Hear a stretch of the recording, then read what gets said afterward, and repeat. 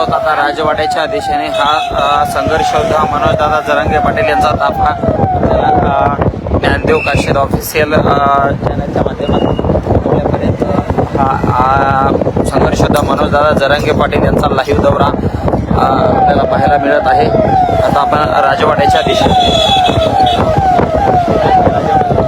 राजानगरीमध्ये संघर्ष होता मनोजदादा जरांगे पाटील यांचं आगमन झालेलं आहे आणि आपण पाहू शकता हा मनोजदादा जरांगे पाटील यांचा